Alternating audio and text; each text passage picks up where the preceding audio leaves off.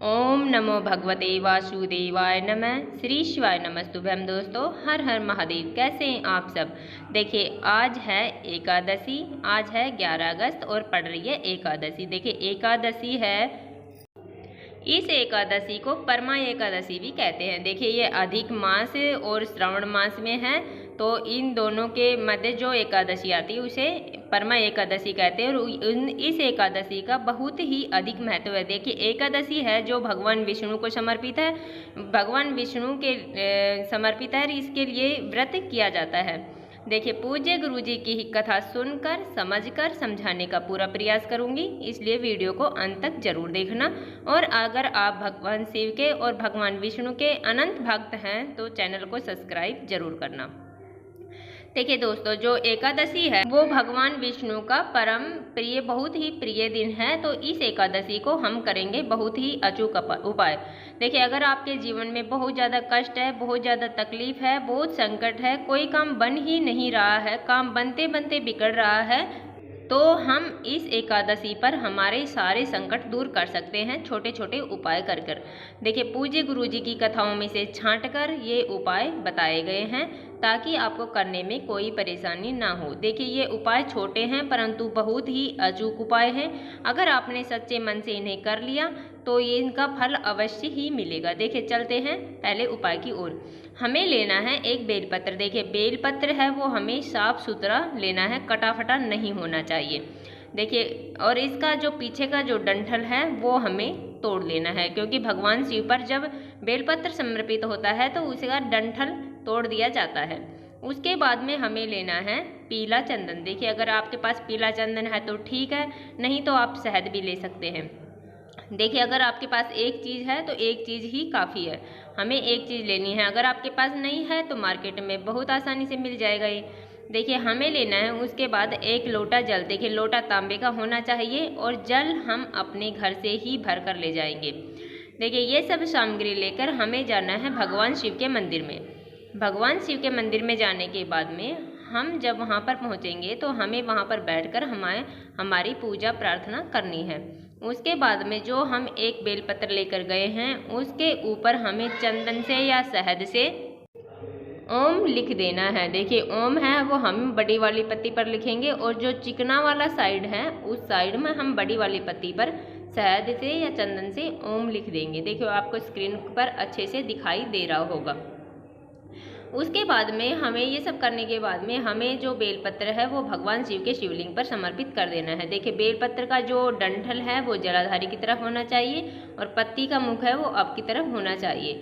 और उसके बाद में श्री शिवाय नमस्तुभ्यम या हर हर महादेव, जो भी आपको भगवान शिव का प्यारा सा मंत्र आता है उसका स्मरण करके एक लोटा जल हम भगवान शिव के शिवलिंग पर समर्पित कर देंगे। देखिए, बहुत ही छोटा सा उपाय है, बहुत ही आसान उपाय है। इस उपाय को हमें अवश्य ही करना चाहिए। देखो, एकादशी का जो दिन होता है वो बहुत ही खास दिन होता है। इस दिन हम भगवान विष्णु के नियमित व्रत रखते हैं और हम भगवान शिव की पूजा करते हैं, क्योंकि भगवान शिव के बहुत ही प्रिय हैं भगवान विष्णु। देखिए, जो भगवान माना जाता है कि जो भगवान शिव के गले में जो सांप होता है वो भगवान विष्णु ही हैं। तो इसलिए हमें भगवान विष्णु के व्रत के दिन हमें भगवान शिव पर बहुत ही अचूक उपाय करने चाहिए। चलते हैं हम दूसरे उपाय की ओर। देखिए, हमें लेना है 7 मूंग के दाने।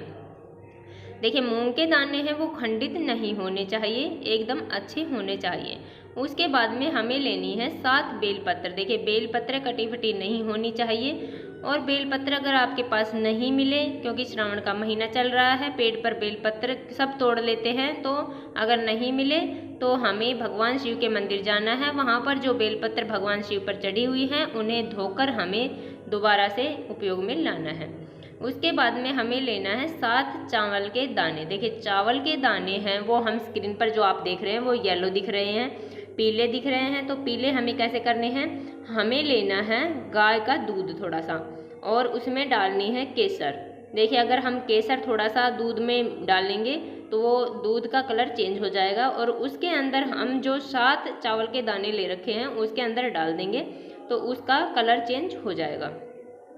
उसके बाद में हमें लेना है 1 लोटा जल। देखिए 1 लोटा जल हमें अपने घर से ही भर कर ले जाना है, हमें मंदिर से नहीं लेना है और लोटा तांबे का होना चाहिए। उसके बाद में हमें लेना है 2 दीपक। देखिए दीपक हैं वो हम मिट्टी के भी ले सकते हैं और आटे के भी बना सकते हैं। आटे के हम बनाएंगे तो उसमें नमक नहीं डालेंगे, और अगर हम मिट्टी के ले रहे हैं तो ठीक है।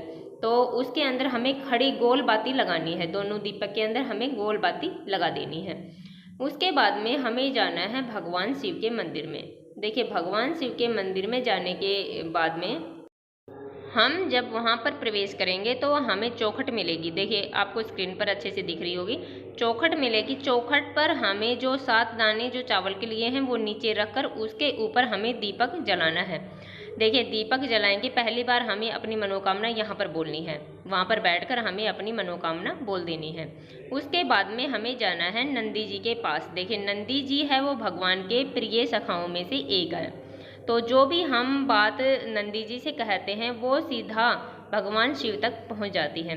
तो देखिए हमें जाना है नंदी जी के पास, और जो हम 7 मूंग के दाने लिए थे वो हमें डाल देने हैं नंदी जी के खड़े पैर के पास, और वहाँ पर 1 दीपक जला देना है, और दूसरी बार हमें अपनी मनोकामना यहाँ पर बोल देनी है।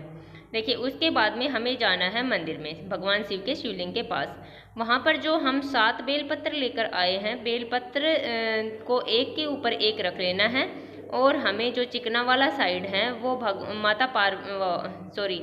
माता अशोक सुंदरी पर टच होना चाहिए। ऐसे रखकर हमें उल्टे साइड उस बेलपत्र को माता अशोक सुंदरी पर रख देना है और अपनी मनोकामना बोल देनी। देखिए डंठल का भाग है वो जलाधारी की तरफ होना चाहिए, पत्ती का भगवान शिव के शिवलिंग की तरफ होना चाहिए। उसके बाद में हमें वो बेलपत्र वहाँ से उठा लेने हैं। उठाने के बाद में हमें वो बेलपत्र भगवान शिव के शिवलिंग पर समर्पित कर देने हैं, जिसका देखिए आप स्क्रीन पर अच्छे से देख रहे होंगे। क्या वो डंठल का जो भाग है वो जलाधारी की तरफ है, और पत्ती का जो मुख है वो भगवान शिव हमारी तरफ है। देखिए ऐसे हमें समर्पित कर देना है, और उसके बाद में जो हम 1 लोटा जल लेकर आए हैं वो हमें भगवान शिव के शिवलिंग पर श्री शिवाय नमस्तुभ्यम का जाप करते हुए समर्पित कर देना है। देखिए बहुत ही छोटा सा उपाय है और बहुत ही अचूक उपाय है। अगर हम अपने मन से सच्चे दिल से इन उपायों को करें तो इनका फल हमें अवश्य ही मिलता है।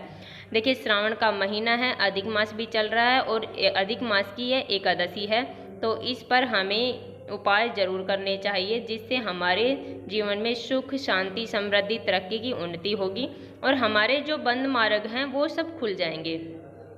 देखिए इतने ही उपाय हैं, छोटे छोटे उपाय हैं, इन्हें हमें अवश्य ही करना चाहिए। ऐसे ही छोटे छोटे उपायों को देखने के लिए हमारे चैनल को सब्सक्राइब करें और वीडियो को लाइक जरूर करें। श्री शिवाय नमस्तुभ्यम दोस्तों, हर हर महादेव।